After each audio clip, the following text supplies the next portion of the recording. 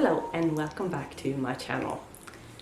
Today I'm going to do the 2020 reading survey that I've seen around on BookTube lately. I wasn't sure if I was going to do this or not because I feel like I've talked about most of the things in this survey already in other videos. But then I decided to just do it because it looked like fun and I just wanted to do this survey basically. So like if you guys are tired of hearing me talking about my 2020 reading, you can always skip this one. I won't be mad, but I'm going to go through these questions and I'm going to try and do it pretty quickly because I've already talked about these books before. You guys know about these books, you guys know why I love them or why I don't love them. So I'm just going to try and go through these pretty quickly. There are quite a lot of questions too, so I won't be spending too much time on each question. So let's just start from the top. How many books did you read? Did you meet your goal? And yes, I met my goal. My goal for the year was to read 100 books. I wanted to attempt that for the first time. And I ended up with 118 books. So yes, I met my goal and I am very happy with it. And then the question is my most read genre. And according to my statistics, and which you already know if you watched my statistics video, which I assume is up by now, my most read genre was actually contemporary. I read 26 books that I consider to be contemporary books. So like, what I probably should mention here is I try to listen to quite a bit of audiobooks, but there is not every genre I can listen to on audio. I find that with fantasy, for instance, I struggle to focus if I read them on audio. So when I read audiobooks, I usually read either contemporary or I read mystery thrillers, which is part of the reason why this number is so high. I do read some books, contemporary books as physical books and ebooks as well, but I think most of the contemporary books I read are audiobooks. So that's why this number is pretty high. The next question is the longest and shortest books you read. And the longest book that I read was The Queen of Air and Darkness by Cassandra Clare, with 912 pages, according to Goodreads. And the shortest book I read was The Babysitter by Jack Carbon, which was 44 pages. So that was just like a quick romance type book. It was very good, by the way. But unfortunately, later in the year, I read another book by Jack Carbon, which I didn't like, so I'm still undecided about him as an author, but The Babysitter was very good. And you guys saw me talk about The Queen of Air and Darkness as well. I really enjoyed that one. And then it's my favorite book published in 2020. So here I'm going to mention 3 books. So my favorite books that were published in 2020 were Heartstopper, Volume 3, and Loveless, both by Alice Oseman, and also Felix Ever After by Casey Callender. All of these were published in 2020. And then it's favorite debut book in 2020. So I'm assuming this question means a book that I read in 2020 that was also published in 2020. That's how I'm interpreting that question. So I'm going to mention Cemetery Boys by Aidan Thomas. This is a very good debut. The next is favorite book not published this year. Probably no surprise to anyone, but I mean, Red, White and Royal Blue. Love this book so much. A book that lived up to the hype. And again, like I can't not mention Red, White and Royal Blue. This book was so hyped by the time I read it.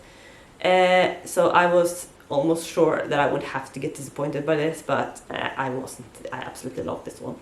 But I also wanted to mention another book, and that is Station 11. This was also is also very talked about on BookTube, and most people who are talking about this seem to really have enjoyed it. So I was a little bit like hesitant when I went into this, thinking that I might not love it as much as everyone else. And it wasn't a 5-star read for me, so I didn't think it was as amazing as a lot of other people do, but I still really, really enjoyed this one. So definitely lived up to the hype. A book that did not live up to the hype. I mean, I talked about this. Vicious and Vengeful by V.E. Schwab. these did not live up to the hype for me. I didn't enjoy them at all, and I've already talked about that quite a bit in my Christmas Carol tag. So if you want to know why I didn't like these books, then maybe watch that tag. I won't get into it now, but these definitely did not live up to the hype for me, unfortunately. A book that felt like the biggest accomplishment. And let me just mention that I haven't spent a lot of time thinking about my answers to these questions, so if I had, maybe I would have had different answers. But the first book that came to mind for this was Walk Away by Cory Doctorow. I read this in this fall sometime, and it's kind of a long book. It's very dense. It's I struggled with this basically. I felt really lost. I felt like a lot of stuff went just way over my head. So this was a struggle. I got through it. I didn't really like it. I'm not sure if it was really anything wrong with the book. But for me this was a struggle. So when I was done with this one, it felt like a huge accomplishment. And then it's favorite character. And this is always difficult because, I mean, I've talked about before how I really need to care about characters in order to like care about a book, at least with favorite books. But I decided to mention two, and that is Alex from Red, White and Royal Blue. I loved him so much. I mean, I loved Henry too, but Alex, he was just such a great character, and I loved him so much. And I also wanted to mention Dylan from Rule Breaker, because he was also just amazing. And he, like, I love the other main character in that book as well, but Dylan, he just, I mean, yeah, I love him. And then we have least favorite character. And this I had to think about because I don't usually spend a lot of time thinking about like least favorite characters, and I don't always have like characters that I really dislike or anything. I find it a lot easier to like have characters that I love. But one character that did come to mind was Chris's father from There Goes Sunday School by Alexander C. Eberhardt. He was an asshole. I mean, he was not a good guy. So yeah, definitely a least favorite character. And then we have most shocking book / moment. And the book that came to mind for this was Behind Her Eyes by Sarah Pinborough. This book had a twist that I definitely did not see coming. I'm not sure I loved it. I gave the book 3 stars. It wasn't like I didn't love the twist, I guess you could say that. But I definitely didn't see it coming, so there's that. And then we have favorite couple / OTP. And once again, this is difficult because I have several, and I need to mention 4. I mean, that's a lot, but I mean, I have to. So obviously we have Alex and Henry from Red, White and Royal Blue. We have Alec and Magnus from the Red Scrolls of Magic and just the entirety Shadowhunter universe. We have, where is the book? Nick and Charlie from Heartstopper, I mean, obviously. And finally, I just have to mention Percy and Monty from The Gentleman's Guide to Getting Lucky, which is the book I read last year, but also from the other books in that series. I mean, I love all of them so much. I can't decide, so there you go. And then we have the best written book you read this year. And I tried to think about this, but like, I can't really think of a particular book for this question. I've mentioned before that I'm quite picky about writing styles.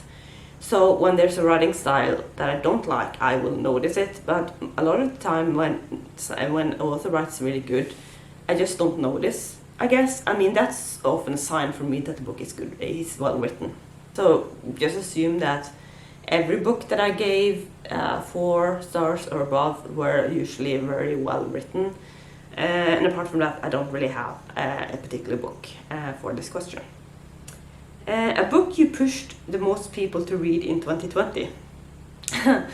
I mean, I don't feel like I usually push people to read anything. I mean, I will talk about my favorite books, and I always hope that someone will maybe give them a chance and maybe love them as much as I do. I mean, I could probably say anything Alice Oseman, because I have talked about her so much on my channel, and you guys know I love her books. So, I mean, I don't know if anyone has picked up any Alice Oseman based on what I've talked about, but she's definitely the author that I've talked about the most this year, I think. And then we have favorite book cover of the year. And once again, I mean, there are so many. I usually think most book covers are really pretty, so I had a hard time deciding.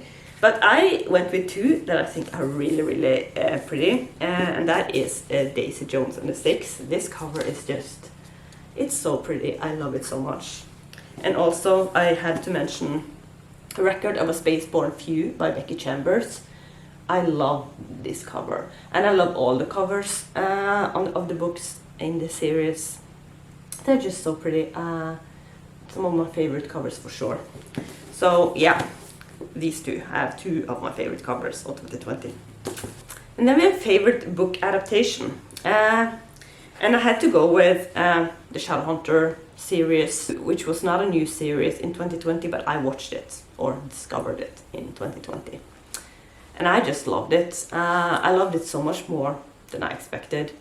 I actually, honestly, I expected to be kind of like meh about that series, which is one of the reasons I've kind of put off watching it.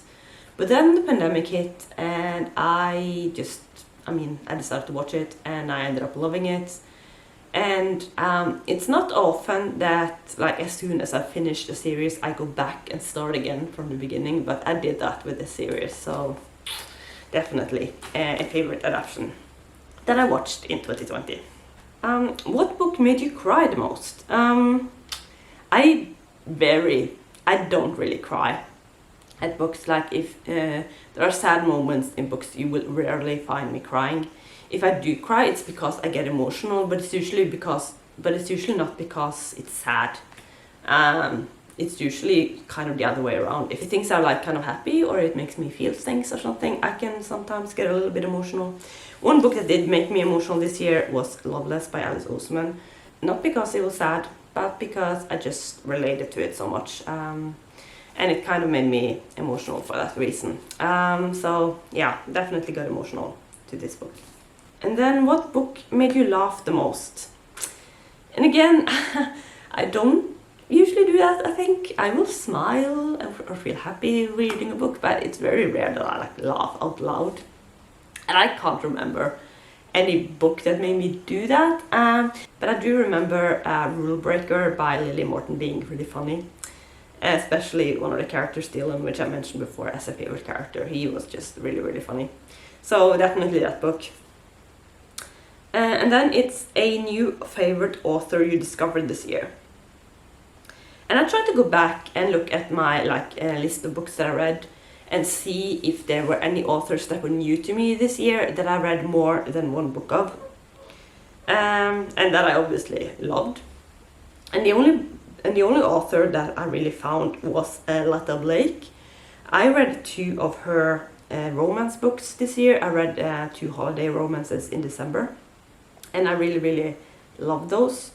I realized later on that I actually have read a book of hers in the past. I read a book several years ago that she co-wrote with another author. But I'm still going to count these because these are the first book that I read from her where she was the single author of a book. So definitely a new discovery this year, and I will be picking up more books from her for sure. Guilty pleasure read of the year. Again, I don't really have an answer to this. I really try not to feel guilty about any book that I read. In the past, I guess I have been feeling maybe not guilty, but I haven't really talked a lot about reading romance, for instance. But like, that's stupid. I mean, reading romance is just as valid as reading any other book. So, I mean, I'm really trying to get past that. So, no, I'm not going to feel guilty about anything that I've read this year. So, I mean, I don't have an answer to this, I guess. Favorite book you reread this year? I didn't really reread a lot of books this year. I mean, the obvious answer to this is Heartstopper Volume 2, which I did reread this year before I read the other two books. So, I mean, this one is definitely a favorite, but it didn't have a lot of competition. I didn't reread a lot of books this year, actually. What is the best non-fiction book you read this year? So I'm going to mention two for this. I've talked about both of them before on this channel, I think. One of them is Sorted, Growing Up, Coming Out and Finding My Place by Jackson Bird. And the other one is Radium Girls by Kate Moore. I really enjoyed both of these books. But like, I didn't read a lot of nonfiction in 2020. I only read 4 books, so I'm hoping to do a little bit better with nonfiction in 2021. And the final question is, were you happy with your reading year? And I mean, yes, I was incredibly happy with my reading year. I read the largest number of books ever. I mean, I can't remember how many books I read when I was a kid. I know I read a lot then, but I didn't count them. So this is the highest number of books I've had since I started counting, basically. And I read a lot of really good books. I had a lot of fun with my reading. I started my booktube channel, which was also a huge part of my reading journey this year. So I mean, yes, I was incredibly happy with my reading year. And I can only hope that 2021 will be as amazing as 2020 has been in terms of reading anyway. So that was this reading survey. Like I said, I tried to go through this pretty quickly because, I mean, I've talked about these books before. There are no surprises here, I think, so. But I hope you still enjoyed this video, and if you haven't already done this reading survey, then please go ahead and do it, because I love watching other people's answers to these questions. So that's going to be it for this video. Thank you so much for watching, and I will see you soon with another video. Bye!